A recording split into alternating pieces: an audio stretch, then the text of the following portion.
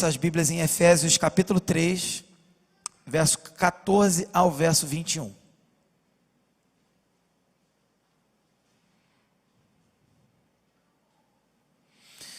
Está na tela também.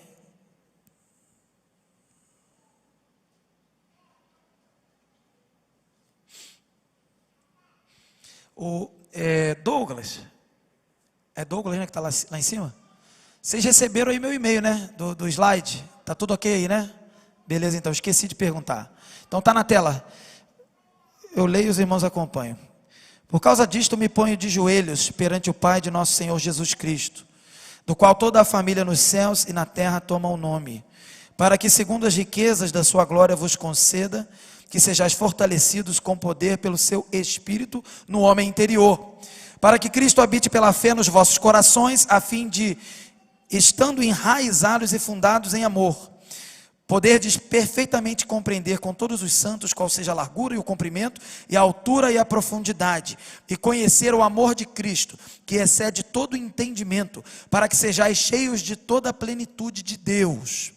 Ora, aquele que é poderoso para fazer tudo, muito mais abundantemente, além daquilo que pedimos ou pensamos, segundo o poder que em nós opera, a esse a glória na igreja, por Jesus Cristo, em todas as gerações, para todos sempre. Amém. Vamos orar. Oremos. Senhor Deus, esta é a tua palavra, lida, proclamada, repetida nessa noite, e que ela possa encontrar nos nossos corações terreno fértil, para que produza vida e fruto. Em nome de Jesus que nós oramos. Amém. A gente precisa entender esse texto primeiro com o título que eu coloquei aí: a oração mais ousada do servo de Deus. Então vou repetir: a oração mais ousada do servo de Deus. Os meus últimos sermões que eu tenho pregado aqui na igreja e também em outros lugares, todos têm sido sobre oração, e não é de propósito. Não é de propósito. Eu tenho orado, buscado no Senhor, e vem uma direção para orar para um determinado texto, e o texto sempre leva para a oração. Inclusive também quando eu fui convidado a pregar em uma igreja recentemente, a igreja também me pediu para pregar um tema lá que era voltado para a oração. Então eu tenho entendido que o Senhor quer me ensinar sobre oração, e quer que naturalmente, já que eu aprenda, se eu estou aprendendo, eu devo também ensinar aqueles que estão comigo sobre oração. Oração é um ato, eu diria um ato extremamente poderoso, e às vezes não muito prazeroso, porque nós somos de carne e osso, nós temos pecado nessa carne, né? E essa vontade do pecado, ela não deseja orar. Na verdade, a nossa carne não se opõe à oração, ela se opõe a Deus. E se a oração é um meio pelo qual você fala com Deus, não só isso, mas é um meio pelo qual você fala com Deus, então a nossa carne se opõe à oração por isso. O que eu quero dizer é o seguinte, que se nós estivéssemos praticando outras religiões por aí, a nossa carne não ia se opor a nenhum outro tipo de oração a falsos deuses e a ídolos mentirosos, mas ela só se opõe à oração que de fato produz efeito.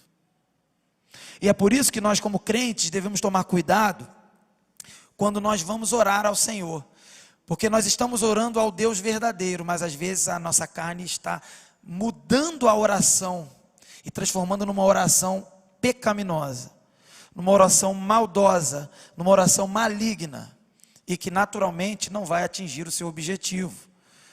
E qual é o objetivo da oração? É falar com o Senhor e permitir o seu coração ser moldado à vontade de Deus, para que a sua oração seja moldada, e assim moldada, devidamente moldada a essa vontade de Deus, seja atendida. Quando nós então nos colocamos em oração, a primeira coisa que nós temos que ter o cuidado é de que se nós estamos de fato proferindo palavras e dizendo coisas para Deus que agradam a Deus, que a palavra dele concorda.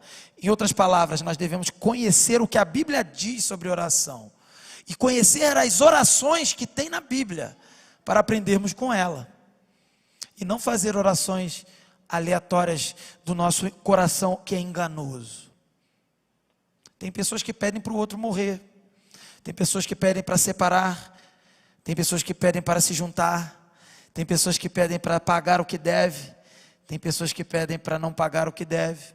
Tem pessoas que pedem para ganhar coisas materiais até interessantes. Tem pessoas que pedem para ter uma carreira. Tem pessoas que pedem tanta coisa. E será que é dessa forma que devemos orar? No Salmo 40 fica a dica, eu já preguei, está no meu canal do YouTube, está também no canal da igreja. No Salmo 40 temos um modelo de oração muito interessante, que leva em consideração as lutas e entende que toda luta que a gente passa, ela é uma luta primeiro por causa da gente, porque nós já somos pecadores e vivemos num mundo mau de pecado. E só por isso, toda a luta, por mais que não seja sua culpa, aquela luta específica que você está passando, ela ainda é sua culpa, porque você é pecador e você contribui com o mal no mundo, de alguma forma. Isso a gente aprende no Salmo 40. A gente aprende, por exemplo, a oração que Jesus fez, que é o famoso Pai Nosso. Muitos ensinamentos ali. Mas eu queria agora destacar uma oração que Paulo faz aqui aos Efésios, e é considerada uma oração a mais ousada que um crente pode fazer, declarar diante de Deus. Os pedidos mais poderosos e mais, eu diria, inalcançáveis até da nossa parte, que são colocados diante de Deus. Vamos entender essa oração. É preciso lembrar que Paulo aqui ele vai enfatizar a necessidade de iluminação, a necessidade de capacitação de Deus, do alto. E isso é ousado? É. A ênfase agora não é apenas conhecer, do ponto de vista de saber que Deus existe, saber que Jesus fez uma obra salvadora, mas é de ser como esse Jesus, de ser e agir e ser preparado para ser como Ele. Essa oração ela é um ponto culminante, inclusive, na teologia de Paulo. Ela é considerada a oração mais ousada da história, inclusive. Você vai ver o seguinte, Paulo, o contexto da carta de Efésios, Paulo está preso, ele é algemado, a princípio ele não está algemado, mas, ou poderia até estar algemado, há controvérsias, mas ele está numa prisão domiciliar, e em processo judicial correndo sobre a sua vida, e com a possibilidade de ele ser condenado à morte. Nós já sabemos a história, ele nessa prisão ele não foi condenado à morte, ele foi solto. Por falta de provas, porque ele não tinha feito nada que se justificasse condená-lo. Mas aqueles que se opunham a Deus e ao Evangelho queriam matá-lo. Não à toa, ele, muito tempo depois de muito trabalho desenvolvido, viagens missionárias, ele foi preso novamente. E aí ele escreve cartas também. Só que as cartas que ele escreve na sua segunda prisão, você vê claramente ali, quando ele escreve para Timóteo, que ele já está se despedindo, porque ele tem certeza que nessa prisão ele não vai mais escapar. Só que, entretanto, ele está feliz, porque ele completou a carreira que foi proposta para ele. Mas nessa primeira prisão, se você abrir Atos, no último capítulo, último versículo de Atos, 28, não lembro agora, acho que é 37, é o último versículo de Atos, vamos abrir. Você vai ver uma coisa interessante, dessa primeira prisão de Paulo.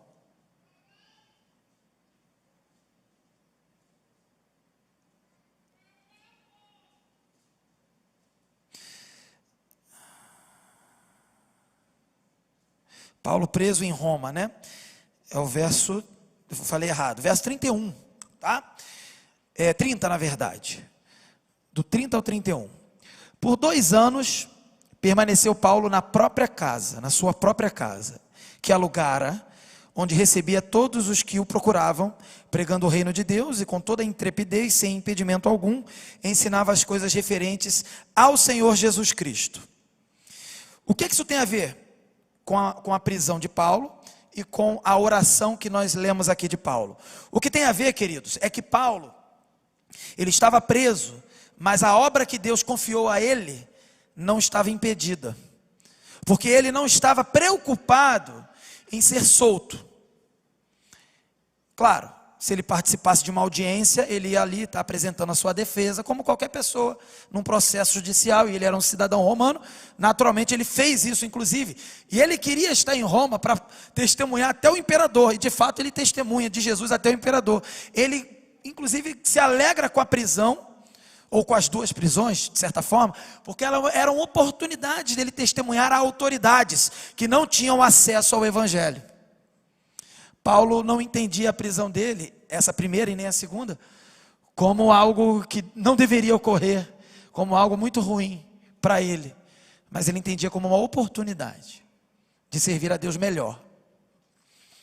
E eu já aqui aproveito para perguntar, como estamos encarando esses tempos de dificuldade, da pandemia que seja aí, desde o ano passado? Estamos encarando como oportunidade de servir a Deus e cumprir a vocação que Ele nos confiou como crentes? Ou estamos aproveitando a desculpa da pandemia para fugir e para dizer, eu tenho muitas coisas importantes para fazer numa hora de pandemia, me proteger de vírus, obviamente, e pedir a Deus por cura, e pedir a Deus para que os enfermos sejam curados? É claro que nós devemos pedir por cura, claro que nós devemos pedir que os enfermos sejam curados. Jesus ensinou sobre isso. Porém, Jesus não priorizava a cura a enfermos. Tanto que quando ele curava enfermos, ele dizia, a tua fé os curou? Ele dizia, a tua fé os salvou. Ele estava mais preocupado com a salvação do que com a cura material, física. Paulo, aqui, não estava preocupado com a sua prisão. Ele estava preocupado com a obra de Deus, com o reino de Deus. Na pandemia utilizamos recursos tecnológicos, vídeos, internet, mas nem tudo é possível se fazer por vídeo e internet. E quando chegamos a conclusões de que é insuficiente a tecnologia, como nos posicionamos? Servindo a Deus? Ou encontrando a desculpa perfeita para não servir? Paulo aqui, o texto que a gente leu de Atos deixa claro que as pessoas o visitavam na sua casa, que ele alugou como uma prisão domiciliar. Naturalmente ele evangelizava, ele pregava para os centuriões, os soldados, me desculpe, centuriões não, os soldados que estavam ali se revezando, tomando conta dele, para todos que iam até ele. Ele não ficava, pelo texto, não ficava se lamentando de sua prisão, mas aproveitava a sua oportunidade para pregar sobre o reino de Deus, sobre a salvação. Talvez você aqui, como crente, entenda o que eu estou falando, mas talvez você aqui, como não crente, porque não conhece Jesus, não entenda que importância tem em pregar o evangelho. E eu queria frisar isso. A importância de pregar o evangelho é porque todos estão destituídos da glória de Deus, todos estão afastados de Deus e nasceram prejudicados, extraviados, mortos em delitos e pecados, já condenados por causa do pecado, que é uma doença espiritual, que é uma morte espiritual. Mas Jesus Cristo veio e cumpriu a sua obra de salvar pecadores. E como nós somos salvos? Quando nós cremos no evangelho. Então, por meio da fé, somos salvos pela graça de Jesus, pelo favor que não é merecido, porque nós nascemos condenados. Mas quando nós entregamos a nossa vida para Jesus, quando nós entendemos quem nós somos, pecadores, e Deus totalmente santo, porém também misericordioso, nós nos reconhecemos diante de Deus pecadores ao ponto de crermos naquilo que Jesus fez. E quando cremos naquilo que Jesus fez, nós somos libertos. Por isso a importância de pregar o evangelho. Porque todos que não conhecem este evangelho estão condenados. Até o esquimó lá no gelo e até o índio mais distante. Ele, mesmo que não vá ninguém lá, ele nasceu condenado. E isso é muito justo, porque ele é muito pecador, tanto quanto eu, tanto quanto você. E a natureza expressa a glória de Deus e ele não glorifica a Deus. Ele dá nome a outros deuses para adorar, mas ele não adora o Deus verdadeiro porque ele não sabe onde está. Ele tem uma pista, mas ele não quer, a carne dele não quer. Assim como a nossa carne, mesmo depois do encontro com Jesus, não quer orar. Então Paulo, ele não se interessa agora por ser liberto da prisão, ele se interessa por escrever cartas, 4 cartas. Efésios é uma delas, Colossenses, Filemão, tá faltando uma, depois eu lembro. Mas ele escreve cartas à igreja que viraram parte da Bíblia, da Escritura. Ele orienta a igreja à distância, assim como nós também, de alguma forma, fazemos aí com a internet, com outras coisas. E ele abre as portas da sua casa, que também é a sua prisão. Não para pedir ajuda para ser liberto, mas para pregar o Evangelho. E no meio desse processo, e nessa carta de Efésios, então ele faz a oração mais ousada que um ser humano pode fazer. Eu diria até que Paulo, como um teólogo, ele não se confundiu no meio da teologia, no meio das coisas acadêmicas. Ele não se perdeu em filosofias. Ele é um excelente teólogo e nos ensina muito sobre isso. Mas ele é extremamente piedoso e tem uma vida totalmente voltada e dedicada para a oração. E aqui vai até um alerta para pastores, para líderes, para pessoas que gostam muito de teologia.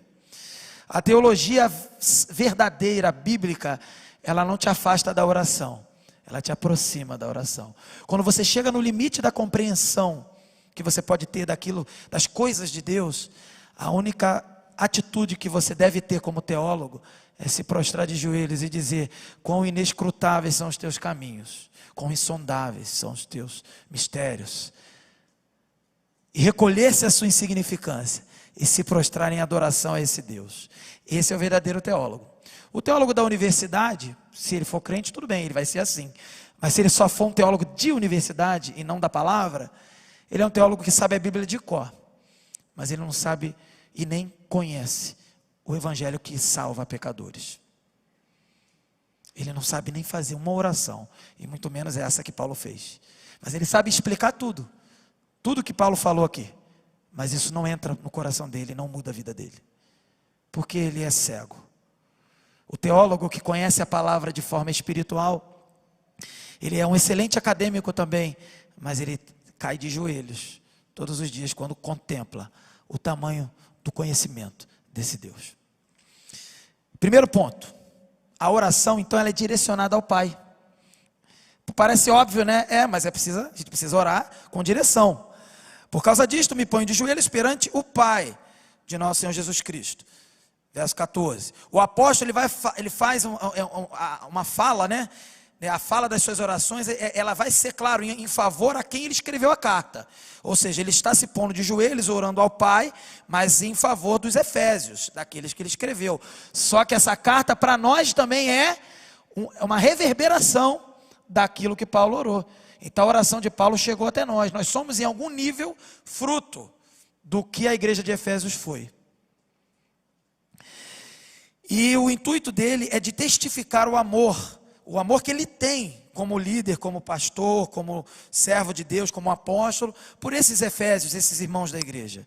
Mas ele também quer que esses mesmos efésios também aprendam a orar. É um modelo de oração. A palavra então, ela não pode ser semeada em vão. Paulo escreve a sua carta com um tremendo conhecimento teológico, mas ele quer que esse conhecimento teológico seja regado, seja frutificado com uma vida de oração. Quando ele vai dizer assim, dobra os meus joelhos, o apóstolo ele vai indicar um sinal. É claro que orar de joelhos e orar em pé, quem ora melhor? Quem ora de joelho, quem ora em pé? Não faz diferença. Desde que o seu coração esteja de joelhos, esteja prostrado diante de Deus. Estar de joelhos de forma externa é estar demonstrando em forma de símbolo, de sinal, aquilo que reflete o seu coração. E Paulo, quando declara que está de joelhos, ele quer dizer assim, no meu coração, eu estou prostrado diante de Deus. E agora, de forma visível, que não era uma prática de judeus se ajoelharem. Eles até se jogavam no chão, se esperneavam, rasgavam vestes para se humilhar diante de Deus. Mas quando eles queriam apenas orar uma oração, pedir ao Senhor algo, eles não se colocavam de joelhos. E Paulo quer frisar, eu me coloco de joelhos. Em favor de quem? Vamos ver isso. Mas o fato é que, qual é a melhor forma de orar? A melhor forma de orar é quando o ato de se colocar em joelhos expressa a sua rendição, a sua prostração diante do Senhor. Se você se apresenta prostrado, rendido diante do Senhor, você se apresentou de forma correta.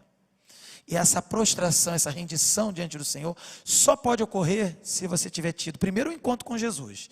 E se o Espírito Santo continuar produzindo e quebrantando isso em você, quebrantando o seu coração. Segundo ponto. Não, desculpa, verso 15, ainda é o primeiro ponto. Então, para quem, né? De quem ele está falando? Ele está orando pela vida de quem, né? Ele vai dizer aí, é dos Efésios, mas não vai se limitar aos Efésios. Olha só o verso 15, do qual toda a família nos céus e na terra toma o nome. Ele está dizendo que está orando por toda a igreja do Senhor, a igreja do tempo dele, a igreja, se é que é possível entender assim, de antes dele, e a igreja do futuro, que somos nós e os outros que ainda virão. Ele está orando por todos que confessam Jesus Cristo, e ele inclusive nos coloca como igreja, de maneira geral, numa condição muito interessante. Nós somos da mesma família daqueles que servem a Deus no céu. Até os seres celestiais, os anjos, todos que tomam o nome de Deus, todos que servem a Deus, todos que clamam ao Senhor e se agradam do Senhor, e o Senhor se agrada deles. Todas essas pessoas, de todas as gerações, de todos os tempos, é por eles que Paulo está orando. Essa é a família. Nós não somos só família aqui, em Campo Grande. E às vezes temos dificuldade de ser família só aqui. Nós somos família até com aqueles que já foram, que nunca conhecemos de forma física, mas conheceremos de forma espiritual. E nós somos família com aqueles que virão, que o Senhor sabe. Paulo ora por todos. Agora sim, ele ora ao Pai e ora por todos. Vamos ao segundo ponto. A primeira coisa que vemos nessa oração, como pedido, né? A primeira coisa é o direcionamento, né? Ele está orando ao Pai, clamando pela igreja, de maneira geral. Agora, o segundo ponto aí vai nos mostrar o primeiro pedido. Ele pede para que haja aos servos de Deus experiência coletiva, tá? Coletiva, como corpo, como igreja, com o poder de Deus. O verso 16 diz assim: para que segundo as riquezas de sua glória vos conceda que sejais fortalecidos com poder pelo seu Espírito no homem interior. Vamos devagar. Paulo deseja que os Efésios e toda a família de forma geral sejam fortalecidos. E os crentes, vamos entender assim, né? Os crentes, eles nunca progridem ao ponto de não mais precisarem de crescimento. Então o crente, ele está numa caminhada de santidade, de melhoria, melhorando, obedecendo, aprendendo a servir a Deus, a cada dia melhorando. Mas ele nunca chega num máximo, numa hora em que ele não precise melhorar mais. Ele sempre vai precisar melhorar mais. E a gente até diz que na eternidade nós, de certa forma, atingiremos a perfeição, teremos corpo glorificado. Mas precisamos entender que somos seres finitos, e servimos a um ser que é Deus infinito. E quando estivermos na eternidade, ainda teremos toda uma eternidade para aprender e conhecer ao Senhor. Claro que não haverá mais pecado, por isso nós seremos nesse sentido perfeitos. Não terá mais pecado lá na glória, mas ainda assim teremos toda uma eternidade para conhecer mais sobre esse Deus. Então é inesgotável o que Deus tem para nos passar, para nos transmitir, e é inesgotável a nossa busca por esse Deus, mesmo na glória, que nós seremos saciados, mas saciados numa eterna busca de conhecer esse Deus e de se relacionar com esse Deus, porque isso foi o projeto de Deus, e foi assim que nós fomos criados, com fome eterna desse Deus, porque Ele é eterno ao ponto de nos satisfazer. Então, queridos, veja aí, os crentes precisam melhorar. Paulo está orando para isso, para que os crentes sejam fortalecidos. Paulo afirma que isso é obra do Espírito. Ele vai dizer assim, com poder pelo seu Espírito, não é a capacidade humana. Querido, quer melhorar diante de Deus? Não adianta só fazer força. Precisa colocar essa força debaixo da orientação do Espírito Santo e contar com o poder do Espírito Santo. Senão essa força vai te levar para o pecado. Sem o Espírito, a força que você tem é para o pecado. Com o Espírito, a força que você tem é para agradar a Deus. Por isso precisamos do Espírito. E ele vai dizer, ele vai destacar aqui, né? Pois como todo homem procede do Espírito de Deus, assim também o desenvolvimento. Se nós, como novas criaturas, temos o Espírito de Deus e procedemos do Espírito de Deus, tudo aquilo que é de bom vem de Deus, o desenvolvimento também tem que vir de Deus, não é de você. Porém, você vai buscar nele e vai fazer a sua força normal de buscar ao Senhor, de orar, de ler a Bíblia, de tudo que precisar, estar na igreja, mas movido pelo Espírito Santo. Se não for movido pelo Espírito Santo, o máximo que você vai fazer é religiosidade barata que vai te levar para o engano. Bem, e aí ele destaca o seguinte, para ficar mais claro: segundo as riquezas de sua glória. O termo glória aqui, ele é mais usado no sentido, para a gente entender, de misericórdia. Como também no Salmo 40, em outros lugares que tem glória ali, é a ideia de glória no sentido de misericórdia. Queridos, a misericórdia de Deus é que opera em nós para que possamos melhorar. Porque nós só sabemos errar. Nós só aprendemos a ser corretos por causa das misericórdias do Senhor e por causa da ação do Espírito Santo. Por isso a oração de Paulo é essa: que sejam fortalecidos com poder pelo seu Espírito. E aí ele termina o versículo assim: no homem interior. Não é no exterior. Não é fazer curso de teologia. Não é só decorar a Bíblia. É experiência usando as ferramentas externas também, como ler a Bíblia, ir à EBD, aprender a estar aqui no culto. Mas é experiência interior, espiritual. Para Paulo, o homem interior significa a alma, tudo quanto pertence a essa vida espiritual, que é mais excelente, mais importante do que qualquer necessidade material. E eu volto a frisar, nós estamos preocupados com pandemia. A maior batalha é espiritual, não é contra esse vírus maldito. Paulo não deseja que os crentes simplesmente se desenvolvam no corpo, mas com relação ao reino de Deus, que as almas dos crentes sejam nutridas com o poder de Deus. Queridos, eu consigo ver, eu consigo enxergar, que aquele que busca ao Senhor dessa forma, ele encontra poder de Deus no espírito dele, para vencer as lutas do dia a dia. Eu consigo ver adolescentes nutridos pelo poder de Deus, e dizendo não para as mentiras que são apresentadas para ele. Eu consigo ver solteiros que dizem não ao pecado em vários níveis, porque são capacitados pelo poder do Espírito Santo. Eu consigo ver casados que têm um casamento que é um farol no meio das trevas, para iluminar e apresentar o amor de Cristo e a igreja, porque são capacitados pelo Espírito Santo. Mas, queridos, eu consigo ver porque a Bíblia mostra, porque o Espírito Santo abre os nossos olhos. Mas assim, a Bíblia também mostra que somos minoria. Nós não somos maioria. E eu queria saber se você quer fazer parte da minoria ou da maioria. A oração de Paulo é que toda a igreja tem essa capacidade. Aí você pensa assim, poxa, a igreja de Campo Grande? Ele não orou a igreja de Campo Grande especificamente. Ele orou por aqueles que são os verdadeiros crentes que professam Jesus Cristo, que não é, infelizmente, não é a totalidade de membros que está lá no hall de membros, no papel ou no computador da igreja. Não é. Paulo não orou por essas pessoas, assim como Jesus também não orou por todos do mundo, mas orou pelos discípulos dele, e que se multiplicariam na igreja do Senhor. Você precisa saber se você faz parte da verdadeira igreja de Jesus, e se essa oração alcança a sua vida. É isso que você precisa saber. E se você faz parte desse povo, precisa aprender a orar como Paulo, e colocar em prática tudo o que ele pediu aqui, porque ele pediu para você e eu recebermos também. Terceiro, vamos lá. experiência, ele pediu também agora, não uma experiência coletiva como igreja no poder de Deus, uma igreja vibrante, né, que busca o Senhor, que faz a obra. Agora também experiência individual, com presença de Cristo, com essa presença de Cristo.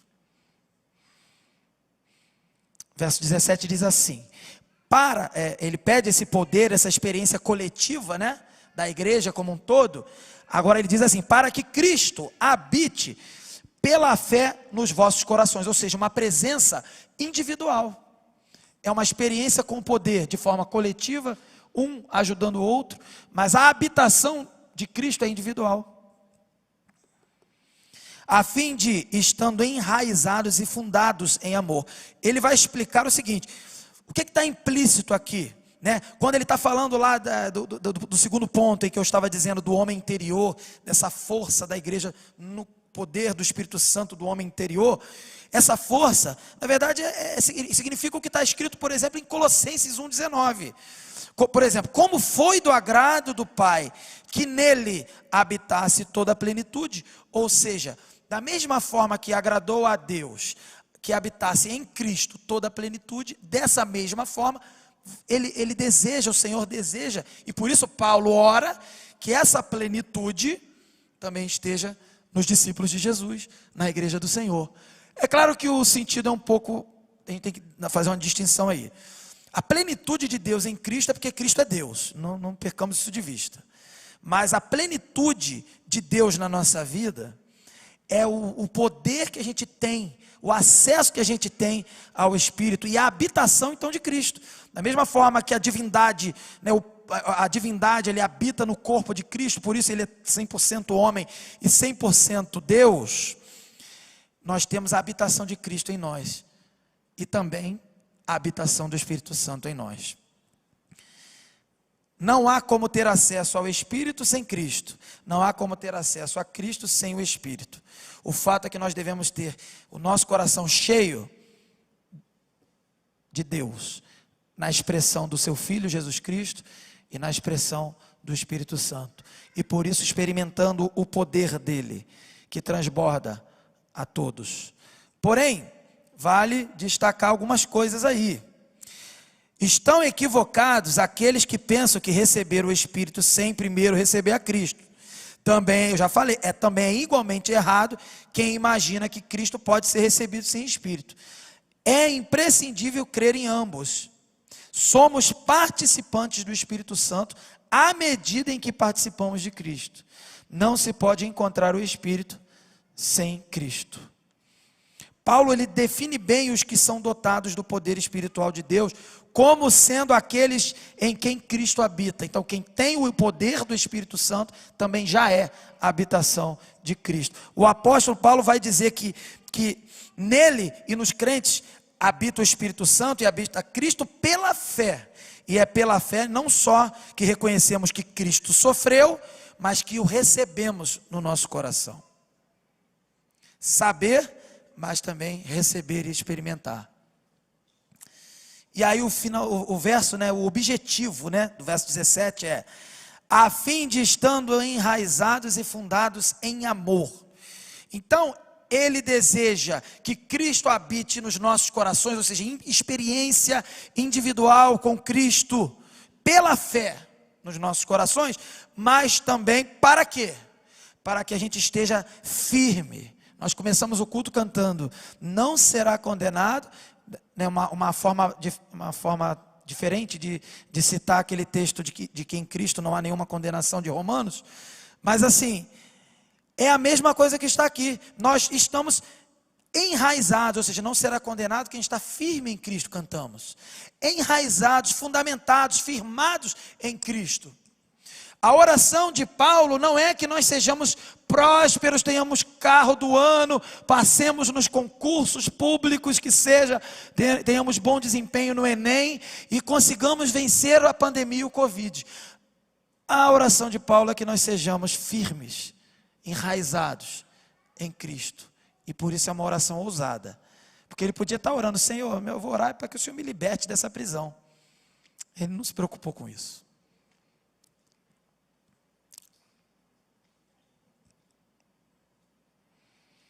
O fruto então dessa habitação, vamos ver aqui, ele diz assim: enraizados, fundamentados em amor. O fruto dessa habitação é o amor.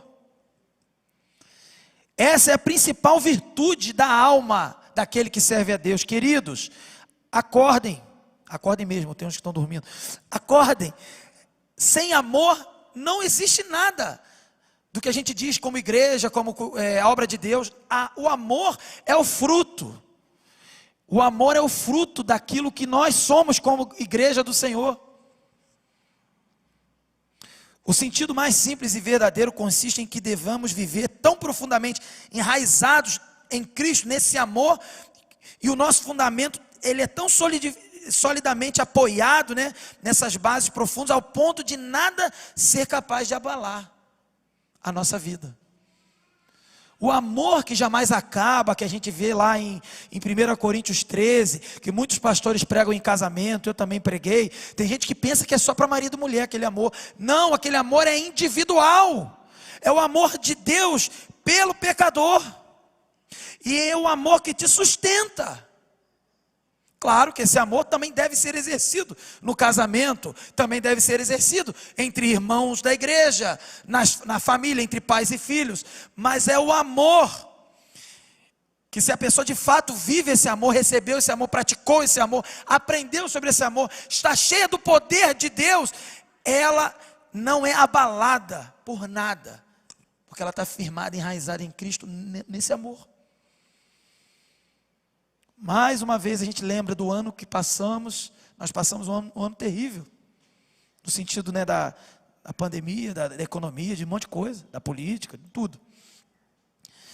Nós vimos muitas coisas aqui na igreja, pessoas que realmente revelaram que não são cristãs, pessoas que confirmaram a sua fé como cristãos. É isso aqui, ó, é o amor. O amor não é fazer coraçãozinho. O amor não é uma postagem bonitinha, não é uma palavra mansa apenas. Uma palavra mansa pode ser de morte também. E às vezes uma palavra irada, do ponto de vista espiritual, a ira santa, provocada pelo Espírito, guiada pela palavra, em caráter excepcional, é claro. Uma palavra assim produz vida. Nós estamos apegados à forma. Tem pessoas que dizem assim: aquele ali não tem perfil de crente, aquele ali tem. E quando nós conhecemos a pessoa de verdade, descobrimos que é o contrário. O que você achava que tinha perfil de crente, é um falso crente. E o que você achava que não era crente, é um verdadeiro crente. Às vezes a gente nem descobre nada. Deus não promete revelar tudo sobre a vida dos outros. Mas às vezes a gente tem essa experiência interessante. Sabe por quê? Porque a gente esquece dos princípios que estão aqui, que identificam e que nutrem e que sustentam aqueles que servem a Deus. O fruto é o amor. Agora, que amor? Fica para uma outra pregação, mas é o amor de Deus. Não é o amor que você aprende aí fora. Quarto ponto. A experiência, ele pede também. Então vamos recapitular rapidinho. Ele pede, primeiro, experiência coletiva com o poder de Deus, né, no poder do Espírito Santo. Ele pede uma experiência individual com a presença de Cristo, para que estejamos firmes em Cristo, no amor dele e tal. E agora ele pede, quarto ponto, uma experiência coletiva da plenitude desse amor de Cristo. Verso 18. Poderdes perfeitamente compreender com todos os santos aqui é a igreja, todos, qual seja a largura e o comprimento e a altura e a profundidade. Queridos, até aqui, os efésios deveriam perceber, esse é o sentido aqui que Paulo coloca, porque ele escreve para os efésios, mas nós também devemos perceber, junto com os efésios, a grandeza do amor de Cristo pelos homens. Este entendimento ele vai vir da fé. Não adianta fazer curso e saber, eu sei que ele amou, eu sei, mas não é isso que tem que saber apenas. Precisa entender, conhecer. O objetivo de Paulo aqui é que possa haver uma compreensão espiritual, que possa realmente entrar no seu coração o conhecimento e a experiência desse amor de Cristo. É uma oração muito ousada, e uma oração que muitas pessoas às vezes não entendem. Porque nós sabemos muita coisa sobre amor. Eu tenho certeza, se eu pegar uns 2 ou 3 jovens aqui que estão aqui comigo, são capazes de vir aqui à frente e falar coisas perfeitas, corretíssimas sobre o amor. Mas não é apenas isso. Não é apenas isso. É compreender de forma experimental, de forma espiritual. É de você não saber como você era, quem era você nem saber direito, entender direito quem era você sem esse amor. Como eu vivia sem esse amor.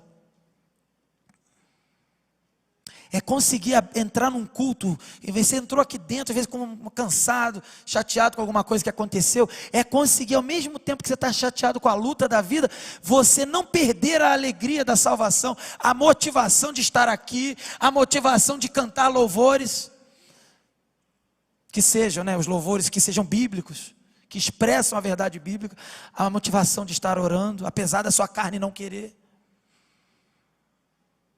É não arrumar desculpas para servir a Deus. Tem que ter um afastamento. Aí ele se afasta de tudo e de Cristo também. Tem que ter um afastamento, isolamento social. Aí vem com uma conversa fiada. É você parar com essas histórias e sentir fome de Deus, desejo por Deus, sabe? E se sentir satisfeito com aquilo que Ele tem feito por você. Não que você não possa fazer planos, projetos, mas saber que Deus pode dizer não para esses planos e para esses projetos, e você ainda assim, eu me deleito, eu me satisfaço no Senhor, porque eu estou cheio desse amor, e cheio desse amor, volto a dizer, não é apenas sair distribuindo rosas, purpurinas por aí, não é ser capaz de dizer para aquele que está ali indo para um caminho de morte, fala assim, cara, tu está indo para a morte, a Bíblia diz que esse caminho que você está indo é morte. Compreender a largura, o comprimento, a altura e a profundidade, é ser tomado por todas as direções, que neste exemplo aqui, o apóstolo Paulo vai fazer utilização da matemática, da geometria, que naquele tempo já era bem difundida, e essas noções de dimensões aqui, 3 dimensões que sejam, é a dimensão que o ser humano tem. Aqui ele usa essa metáfora do 3D, das 3 dimensões, para dizer assim, que você seja totalmente tomado por esse amor, com 3 dimensões, com 4, com 5, para quem faz matemática, com N dimensões, com infinitas dimensões, que a própria matemática é capaz de calcular, mas não é capaz de viver, experimentar. Você sabia que a matemática é capaz de calcular infinitas dimensões? Se você não sabe, vale aqui a dica aqui cultural aqui da matemática. Mas olha que interessante, a matemática ela é capaz de calcular, mas ela não é capaz de vivenciar, de experimentar. Eu vejo essa possibilidade que a matemática tem como uma pista de Deus, assim como tem as pistas da natureza. A natureza, no contexto da matemática, também expressa Deus. Mas a matemática não te leva para Deus. Só Jesus. Você pode até calcular as infinitas dimensões que podem existir no universo. Pode ter certeza que o máximo que você vai ter é cálculo. Agora você quer experimentar por todas essas possibilidades infinitas de dimensões, busque ao Senhor, tenha um encontro com Jesus, entregue sua vida para Ele. É isso que Paulo pede. Algo que a matemática não é capaz de fazer, mas ele usa a matemática para exemplificar. E o verso 19, ele continua, não apenas então compreender, mas agora e conhecer o amor de Cristo, que excede todo entendimento. Aí eu diria mais, que excede esse exemplo que ele deu da matemática, de largura, profundidade, como excede. Para que sejais cheios de toda a plenitude de Deus. Queridos, Paulo faz agora um pleonasmo, uma figura de linguagem, que você repete o mesmo termo, ou termos semelhantes, reafirma, para enfatizar, para, de certa forma, aumentar a ênfase do que ele quer dizer. Toda a plenitude. Paulo fala isso aqui em Efésios. Paulo fala isso em Colossenses acerca de Jesus. Jesus é cheio de toda a plenitude de Deus. E Ele quer agora que nós sejamos tão cheios quanto Jesus. Sejais cheios de toda a plenitude de Deus. O significado é em toda e qualquer direção em que os homens possam olhar, nada encontrarão na doutrina da salvação que não esteja relacionado com o amor de Cristo. Se você vasculhar a Bíblia, em todos os cantinhos da Bíblia, tudo aquilo que você conhece da Bíblia, e tudo aquilo que você conhece de Deus pela Bíblia, nada que você pegar ali vai estar desconectado do amor de Cristo, do amor de Deus. É isso que Paulo quer que a gente entenda, que a gente seja tomado por todas as direções infinitas que possam existir, mas que nós sejamos totalmente cheios, toda a plenitude. E ele explica, né, que excede todo entendimento. Ele fala, o amor de Cristo, conhecer esse amor que excede todo entendimento, é semelhante a um versículo que tem em Filipenses 4:7, que diz assim: e a paz de Deus, que excede todo entendimento, guardará vossos corações e vossos pensamentos em Cristo Jesus. A ideia de exceder o entendimento que Paulo apresenta aqui é uma ideia de saber que nós somos tomados por algo que é maior, infinitamente maior do que nós, um amor que é maior do que eu. E nós fizemos até uma conferência que falava sobre isso. O tema era amor maior que eu.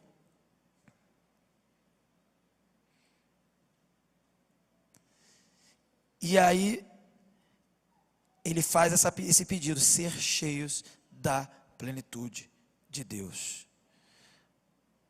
Ser cheios de Deus é ter um amor que excede todo o entendimento, que é infinitamente maior do que você. E por isso, essa pessoa que está firmada neste amor, ela não tem nem como se abalar com as coisas que acontecem na vida. Eu posso perder um ente querido. Temos aqui um exemplo de uma jovem que estava aqui conosco, já até veio aqui, não sei onde ela está agora. Ela não estava no início, chegou, agora eu não sei. A Gisele perdeu a sua avó. O cristão chora, sente falta, normal, mas ele não é espiritualmente abalado, porque ele está enraizado, firmado, cheio, por todas as direções, por tudo que é possível, e o impossível de Deus, ele está cheio desse amor. Posso ter uma briga no meu casamento, posso ter uma briga até séria, se for o caso, eu sigo inabalável, porque eu estou cheio desse amor. E o último ponto, 5, pode passar. Paulo ele vai terminar então essa oração ousada, pode passar, o próximo ponto, 5, com um tributo, obrigado, o tributo de louvor a Deus. Depois dele fazer esses pedidos extremamente ousados e poderosos, e até em certo sentido, aparentemente inalcançáveis, ele, mais uma vez, chegou no ápice da sua teologia, no ápice daquilo que ele estava discorrendo sobre Deus. Ele agora recolhe a sua insignificância, o seu limite, e ele adora ao Senhor. Verso 20 e 21, ele vai dizer: ora, aquele que é poderoso para fazer, de novo, acima do entendimento, muito mais abundantemente, além daquilo que pedimos ou pensamos, segundo o poder que em nós opera. Ele vai se derramar agora em ações de graças, queridos, que servem, né, ao propósito também de exortar aos Efésios e a nós que estamos lendo, né, a mantermos uma esperança em Cristo, através da graça. Ele evoca esse poder, essa capacidade de Deus de fazer infinitamente mais do que pedimos ou pensamos. Por quê? Porque ele pediu algo infinitamente maior do que era possível se imaginar, ser cheio de Deus. Gente, ser cheio de Deus é o ser infinito de Deus em nós, agindo em nós. nos movendo e nos guiando.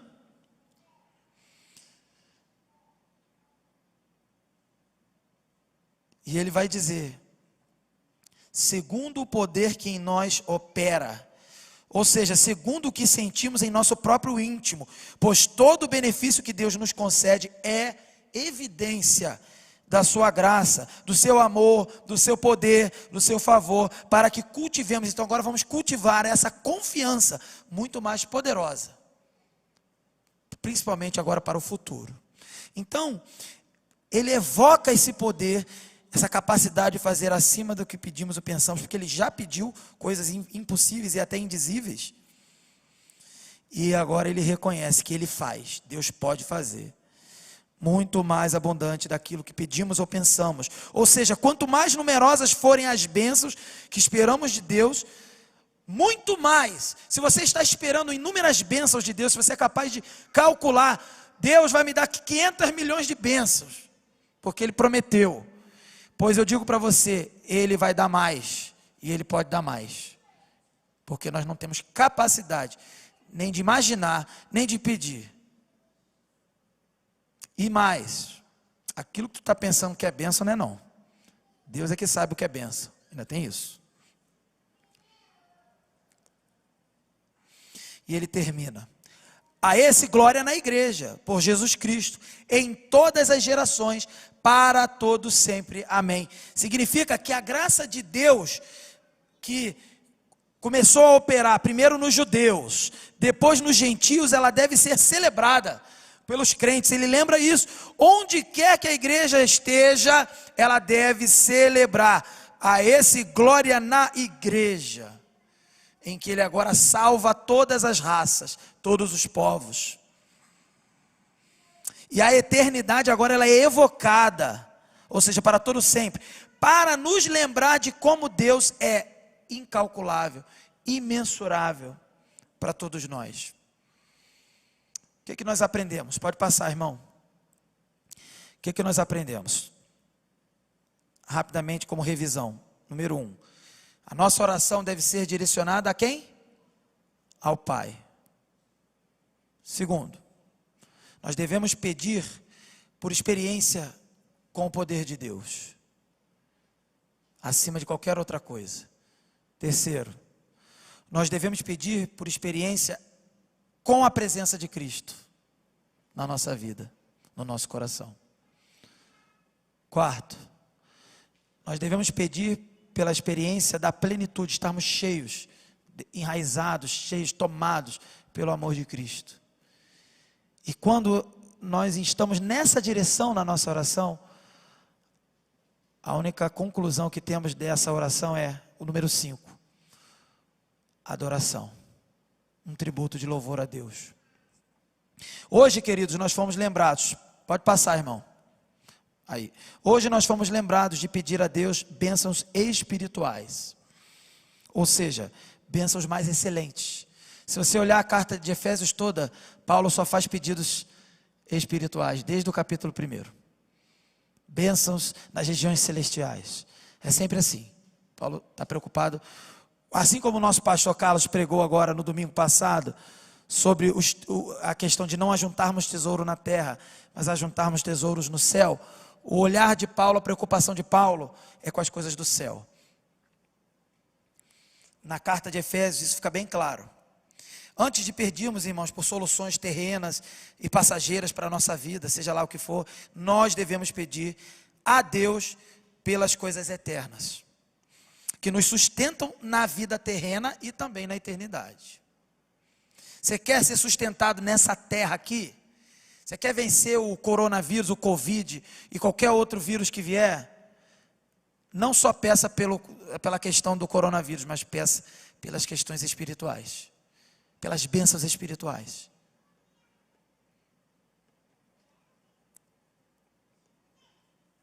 Talvez, muitos aqui estejam desejando por mudanças na sua vida, Talvez você esteja querendo que algo mude, que algo seja corrigido, transformado na sua vida. Mas antes de qualquer mudança material, terrena, natural, querido, que você possa ter, sabe? Eu queria que tivesse paz no meu casamento. Ah, eu queria que tivesse paz na minha casa com os meus pais. Ah, eu queria que tivesse mais dinheiro para viver, tá difícil. Antes de qualquer necessidade emocional ou material, porque todas elas, emocionais ou materiais, elas são terrenas, são passageiras. Antes de qualquer pedido por essas coisas, talvez seja necessário, querido, que você peça por uma mudança espiritual na sua vida. Vou repetir. Tem gente pedindo por mudanças materiais, terrenas, passageiras. Mas, pastor, você não sabe como eu estou me sentindo. Nem quero saber. Quem sabe é Deus. Não preciso saber. O que nós precisamos saber, na verdade, é que para qualquer necessidade emocional ou material, nós precisamos, na verdade, ter uma mudança espiritual, antes de qualquer coisa.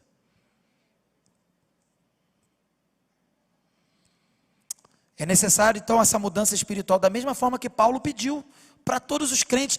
Paulo orou por você, e você não é capaz de fazer a oração certa para você mesmo. Paulo nunca te viu, não sabe nem o teu nome, mas ele orou por você.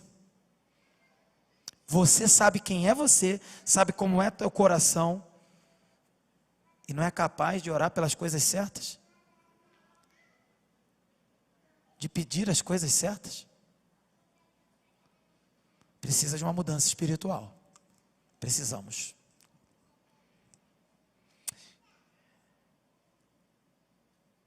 Que possamos, irmãos, ser moldados, mudados e transformados, sim, de dentro para fora, ao ponto que nós não coloquemos as nossas expectativas nas circunstâncias terrenas e temporais, mas que depositemos a nossa esperança no poder. Paulo pediu poder para a nossa vida, no poder de Deus, e experimentemos, acima de qualquer coisa, as bênçãos espirituais nas regiões celestiais em Cristo. Você consegue contemplar as regiões celestiais? Pastor, não tenho a menor ideia. Eu tenho uma ideia pelo que eu vejo na Bíblia. Que a gente precisa de fé. Talvez você não vai entender nada totalmente mesmo do que tem nas regiões celestiais. Eu nunca vi nada. Tem gente que diz que vê bola de fogo, vê anjo, vê um monte de coisa. Eu nunca vi nada. Nem faço questão de ver. Seria legal ver. Sinceramente, seria legal ver. Eu acho que seria muito legal.